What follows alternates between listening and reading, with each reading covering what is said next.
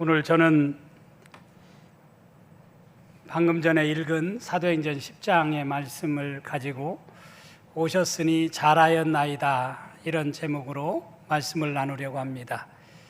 이 제목처럼 우리 이경순 권사님 뿐만 아니라 이 성전에 예배하러 나오신 모든 분들 오셨으니 잘하였습니다, 이런 마음을 갖습니다. 우리 옆 사람에게 그렇게 인사해 보십시다. 오셨으니 잘하였나이다.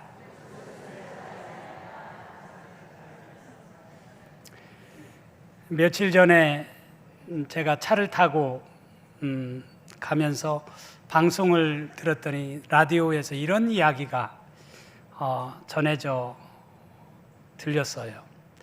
호떡 이야기인데 엄마 호떡하고 아기 호떡이 있었답니다.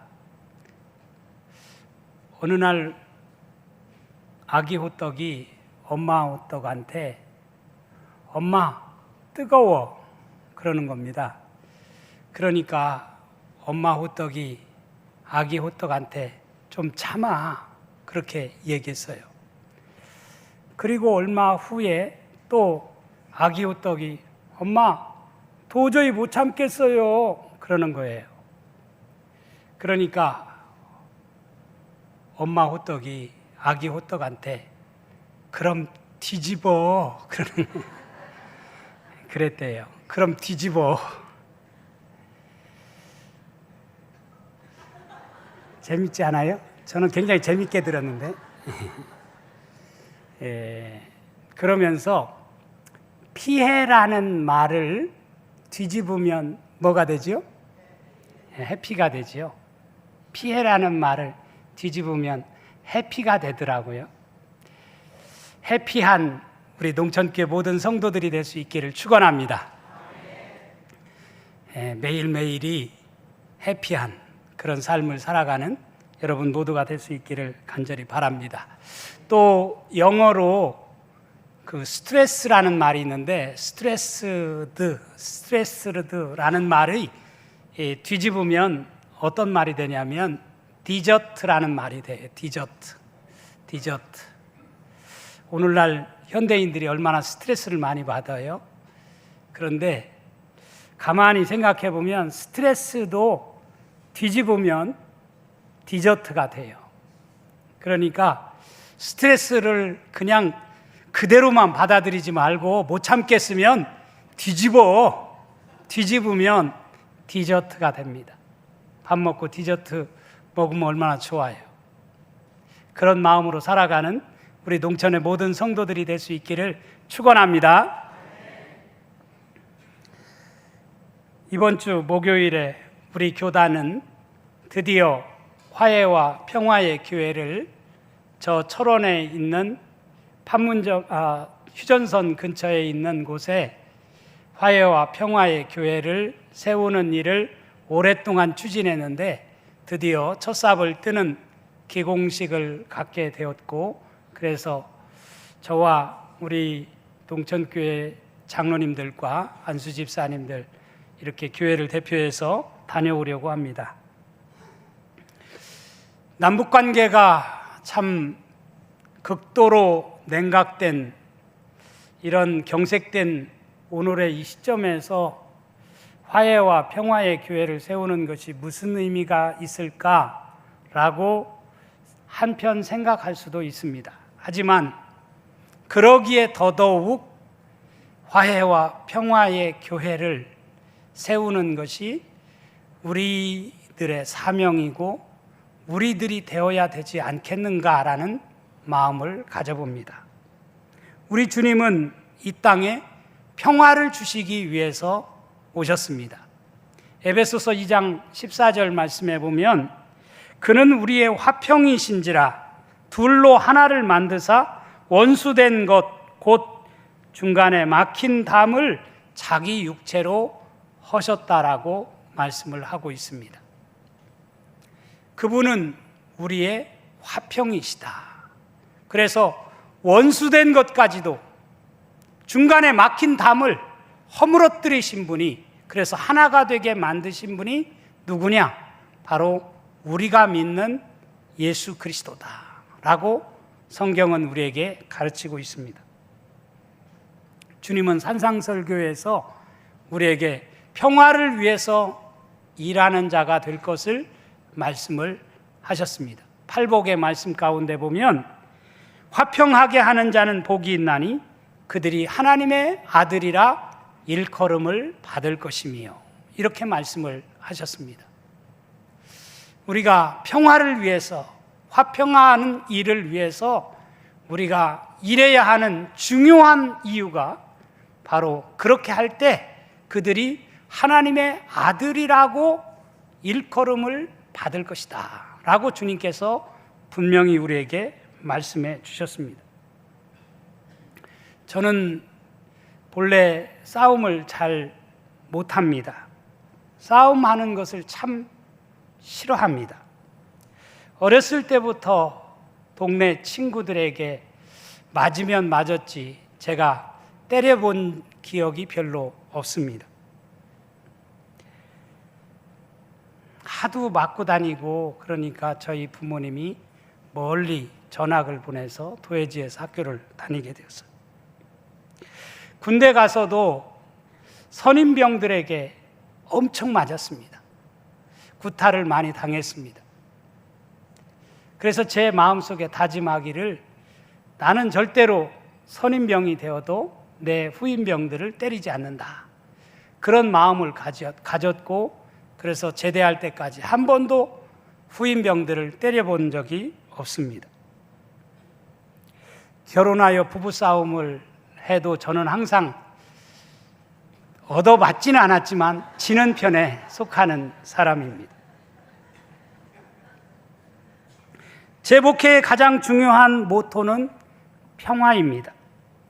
제가 목회자가 된 것도 어쩌면 목회야말로 평화를 이루는 일이라고 믿기 때문입니다.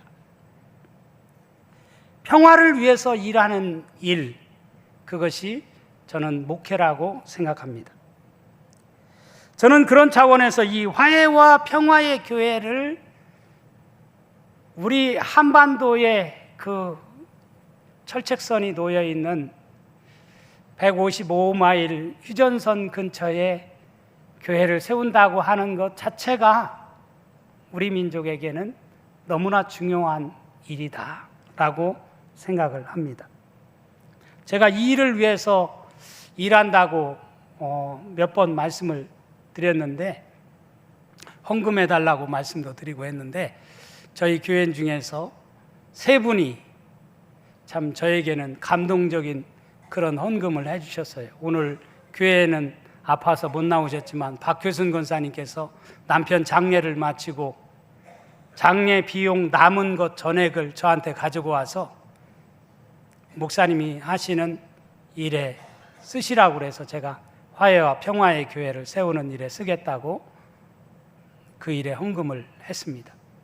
또 며칠 전에는 화해와 평화의 교회를 이제 세우게 되어서 거기를 다녀오게 되었다라고 했더니 저에게 또 꾸깃꾸깃 돈을 가지고 왔어요. 그래서 이것을 내놓으면서 자녀들이 여행 가라고, 고향 다녀오라고 준 돈인데 내가 지금 아파서 고향도 못 가고 하니까 하나님께 그 일에 좀 못해달라고 해서 저한테 해서 오늘 제가 헌금으로 드렸습니다.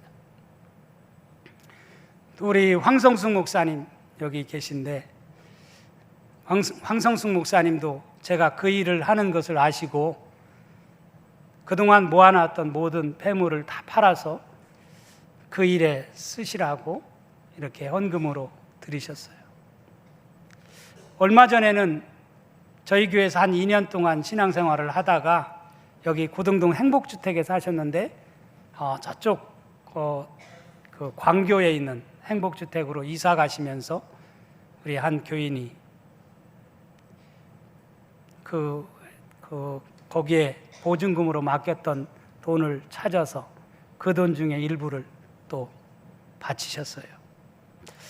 참 저는 이런 헌금을 보면서 눈물이 나고 과부의 두렙돈의 헌금을 생각을 했습니다.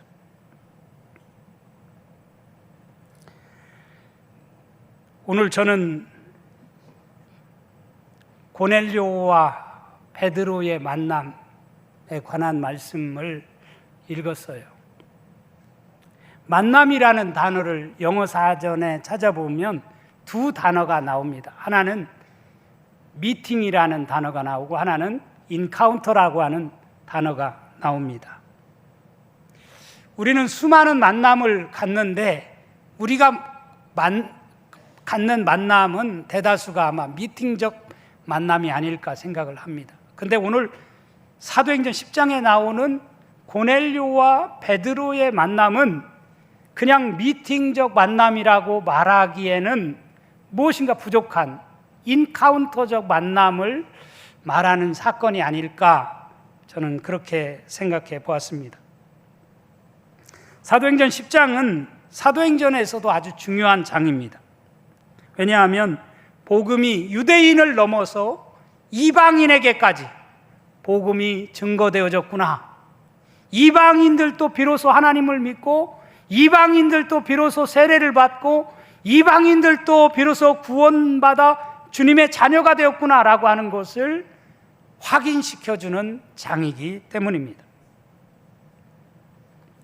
당시 베드로는 욥바에 있었습니다. 시몬이라는 무두장이의 집에 머물고 있었습니다. 그런데 가이사랴의 주둔에 있던 이달리아 부대라 하는 로마 군대의 백부장으로 있는 고넬료라고 하는 사람이 어느 날 환상을 보게 된 것입니다. 저는 이 말씀을 읽을 때마다 그런 의문이 제 스스로에게 들었어요. 고넬료가 로마의 이달리아 군대의 백부장인 이 고넬료가 어떻게 믿는 사람이 되었을까? 분명한 사실은 오늘 이 고넬료도 그렇고 마태복음 8장에 보면 여러분 백부장 이야기가 나와요. 이스라엘의 이만한 믿음을 만나보지 못했다라고 주님께서 칭찬하신 백부장 이야기가 나옵니다. 그런가 하면 누가복음 23장에 보면 또 백부장 이야기가 나오는데 누가복음 23장 47절에 보면 백부장이 그 된 일을 보고 하나님께 영광을 돌려 이르되 이 사람은 정녕 의인이었도다 라고 하는 말씀이 나옵니다. 참 곳곳마다 백부장이라는 로마 군대의 간부급 사람이 예수님을 믿고 참 이렇게 변화되어서 이스라엘 사람보다도 더 믿음이 좋은 그런 사람이라고 칭찬한 말씀을 우리가 성경에서 읽어볼 수 있어요. 사실 유대인들의 입장에서 생각해 보면 그 당시의 상황에서 생각해 보면 어떻게 이방인이 구원받아? 어떻게 로마인이 구원받아? 그건 말도 안 돼! 라고 생각할 수 있습니다. 그런데 하나님은 이처럼 유대인들에게 국한된 복음이 아니라 이방인에게까지 복음이 확장되어지는, 확산되어지는 놀라운 역사를 펼쳐가시는, 구원의 역사를 펼쳐가시는 하나님이시다라고 하는 것을 오늘 사도행전 10장의 말씀은 우리에게 분명히 증거해 주고 있습니다. 어느 날 고넬료가 기도하는데 천사가 나타나서 고넬료를 부릅니다. 사도행전 10장 5절에 보면 내가 지금 사람들을 욥바에 보내어 베드로라 하는 시몬을 청하라고 그렇게 말씀을 하십니다. 고넬료에게 나타난 환상은 아주 구체적이고 분명한 환상이었어요.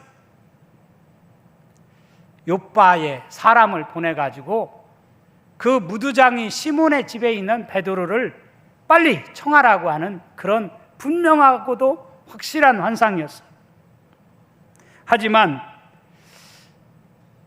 아마 그 당시에 이 고넬료가 이 욥바라고 하는 곳이 얼마나 먼 거리에 있는데 거기에 사람을 보내서 베드로 사도를 데려온다? 그것은 결코 쉽지만은 않은 일이었을 것입니다. 아무리 하나님께서 그렇게 지시를 하셨다 할지라도 그것을 실행에 옮긴다고 하는 것은 결코 쉬운 일이 아닐 것입니다. 하지만 고넬료는 환상을 보자마자 곧 집안 하인 둘과 부하 가운데 경건한 사람 하나를 불러서 이 일을 그들에게 설명하고 욥바로 사람을 보내게 됩니다. 그런데 더욱 신기하고 놀라운 사실은 그들이 욥바에 이르렀을 때에 베드로 사도도 기도하는 가운데 신기하고 놀라운 환상을 보았다고 하는 사실입니다. 그게 사도행전 10장 9절에서 16절 말씀에 나와 있습니다. 우리 사도행전 10장 9절에서 16절 말씀 다 같이 합독으로 읽도록 하겠습니다. 같이 읽습니다.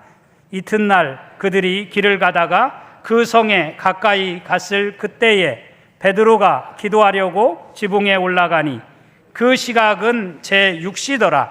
그가 시장하여 먹고자 하매 사람들이 준비할 때에 황홀한 중에 하늘이 열리며 한 그릇이 내려오는 것을 보니 큰 보자기 같고 내 귀를 메어 땅에 들이웠더라. 그 안에는 땅에 있는 각종 4발 가진 짐승과 기는 것과 공중에 나는 것들이 있더라. 또 소리가 있으되 베드로야 일어나 잡아 먹어라 하거늘 베드로가 이르되 주여 그럴 수 없나이다.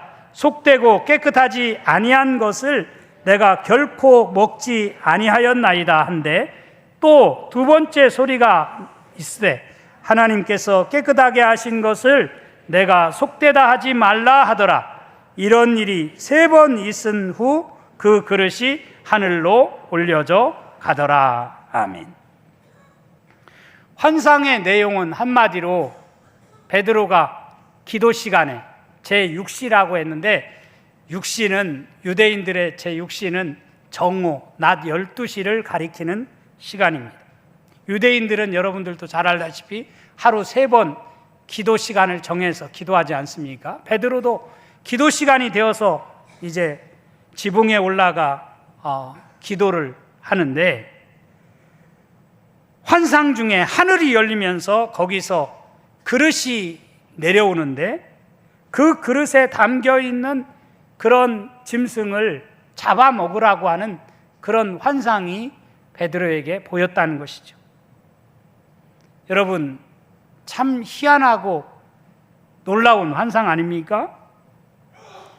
도저히 잡아먹을 수 없는 그런 부정한 짐승이 들어있는 그런 그릇에 담겨있는 그것들을 잡아먹으라고 하는 것입니다. 그래서 베드로는 그럴 수 없습니다. 주님, 저는 이것을 부정한 것을 지금까지 한 번도 먹은 적이 없습니다. 이렇게 대답을 하니까 하나님께서 깨끗하게 하신 것을 내가 속되다 하지 말라라고 하는 그런 말씀이 하늘에서 들렸다라고 말씀을 하고 있습니다.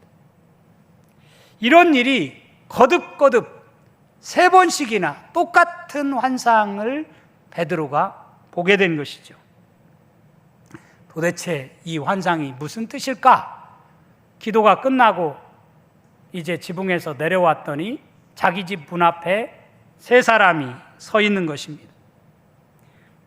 고넬료의 집에서 보낸 사람들이 베드로가 머물고 있는 그 무두장인 시몬의 집에 당도했던 것입니다.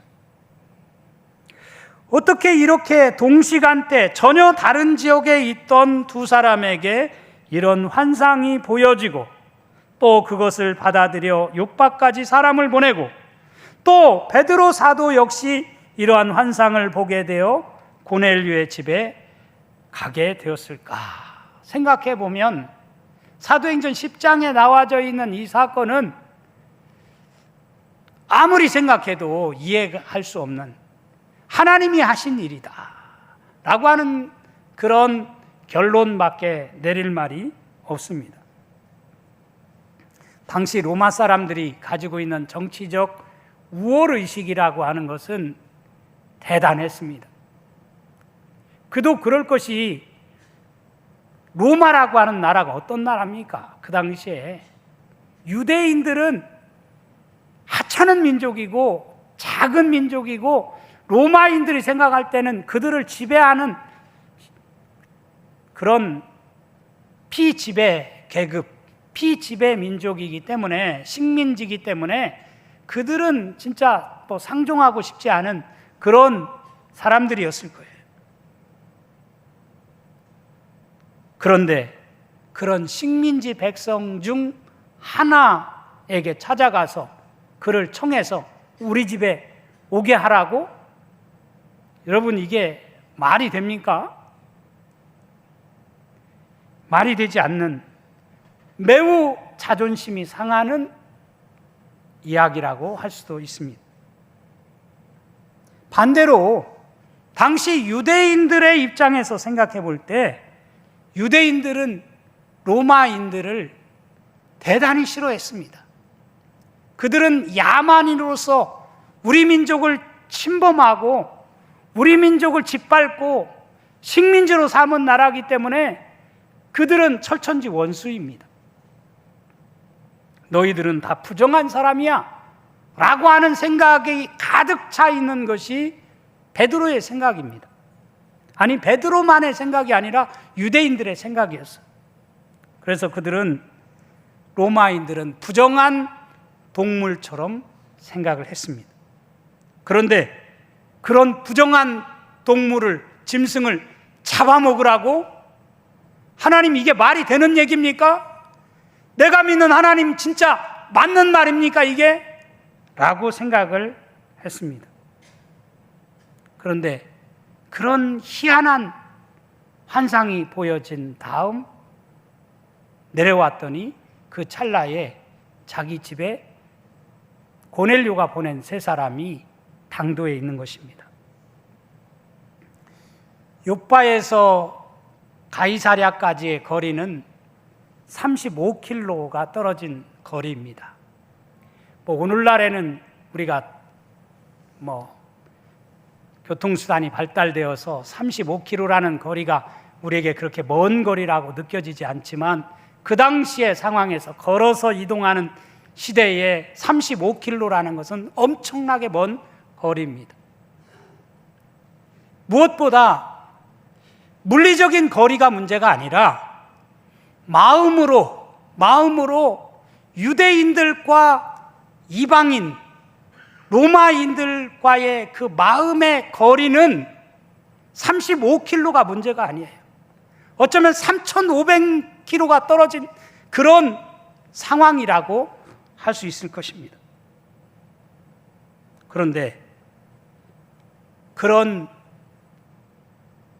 고넬료가 그런 베드로를 찾아간 이야기, 그리고 베드로가 또 고넬료 집에서 보낸 사람을 따라서 고넬료의 집까지 가는 이 이야기야말로 놀라운 엄청난 이야기가 아닐 수가 없어요. 이게 복음이 아니고 무엇으로 이것을 설명할 수 있겠어요?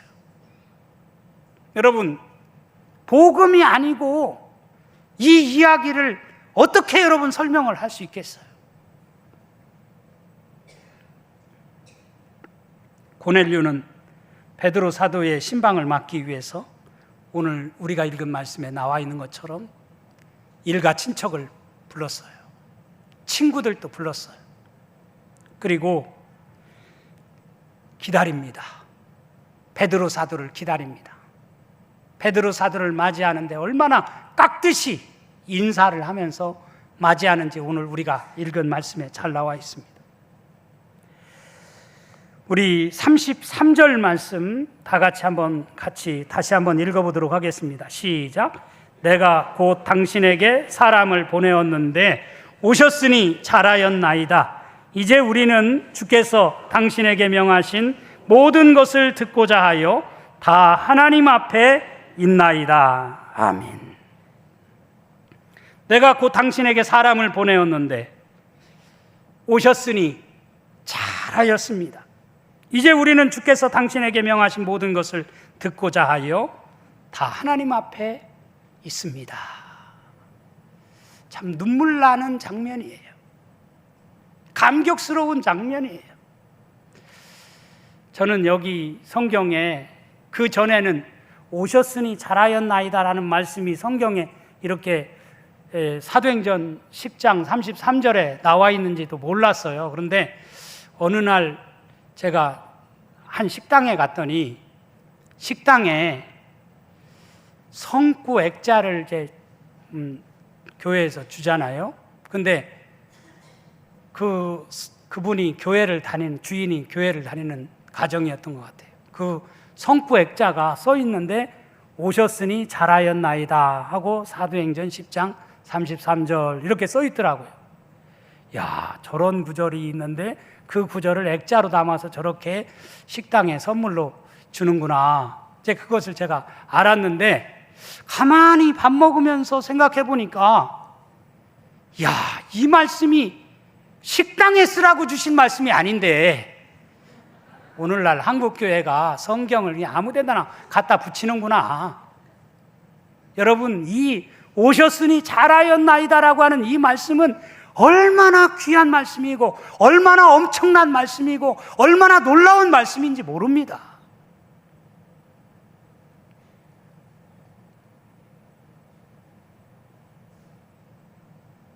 당시 유대인들의 입장에서는 베드로가 고넬료 이방인의 집에 간다는 것은 상상할 수 없는 일이에요. 어떻게 유대인이 이방인의 집에 찾아가? 이건 말도 안 돼. 그 사람들하고 담 쌓고 살아야지. 그 사람들을 찾아가다니 말도 안 되는 얘기 하지 마. 아마 그렇게 생각했을 것입니다. 그런데 하나님은 그런 역사를, 복음이 그런 역사를 이루게 하신다라고 하는 것을 오늘 말씀은 우리에게 하고 있는 것입니다. 갈라디아서 3장 28절에 보면 이런 말씀이 나와요. 너희는 유대인이나 헬라인이나 종이나 자유인이나 남자나 여자나 다 그리스도 예수 안에서 하나이니라. 유대인과 헬라인이 하나라고, 종이나 자유인이 하나라고, 남자와 여자가 하나라고, 말도 안 되는 소리 하지 마 라고 하던 시대에, 그런 시대에 엄연히 종도 있고 엄연히 주인이 있던 시절에 사도 바울이 갈라디아 교회에 이렇게 편지를 했다는 것은 폭탄 선언과 같은 말씀이에요. 오늘날에야 뭐 우리는 충분히 아멘 할 수 있죠. 그런데 유대인들의 당시 사고에서는 이해할 수 없는 말씀입니다. 그런데 하나님은, 예수 그리스도는 그런 일을 이루시기 위해서 이 땅에 오셨다라고 하는 사실을 우리에게 말씀해 주고 있어요. 오늘 우리가 34절, 35절 말씀 또 같이 한번 읽어볼까요? 시작. 베드로가 입을 열어 말하되 내가 참으로 하나님은 사람의 외모를 보지 아니하시고 각 나라 중 하나님을 경외하며 의를 행하는 사람은 다 받으시는 줄 깨달았도다. 아멘. 내가 참으로 하나님은 사람의 외모를 보지 아니하시고 각 나라 중 하나님을 경외하며 의를 행하는 사람은 그가 유대인이든지 그가 이방인이든지 그가 남자이든지 그가 여자이든지 다 하나님이 받으신다. 하나님이 다 받으신다. 사실 베드로는 당시 유대이즘에 사로잡혀 있던 사람입니다. 그러니까 복음도 이방인에게 전하는 것은 맞지 않다라고 생각을 했어요. 그런데 이 사건을 겪고 나서 베드로가 뭐라고 고백을 해요? 36절, 우리가 35절까지 읽었지만 36절에 보면 화평의 복음을 전하사라고 말씀을 하고 있어요. 베드로의 생각이 바뀌게 된 거예요. 이제 예수 그리스도는 화평의 복음을 전하게 하셨다. 그래가지고 그들에게 베드로가 설교를 했더니 그들이 성령이 그들에게 임해요. 방언을 하는 사람도 생겨나요. 그런가 하면 이 놀라운 사실을 경험하고 베드로는 그들에게 세례를 베푸는 역사가 일어나게 되었어요. 하나님께서는 편협한 생각에 사로잡힌 베드로의 생각을 뒤집어 놓으신 거지요. 호떡 뒤집듯이 하나님께서는 베드로의 생각을 뒤집어 놨어요.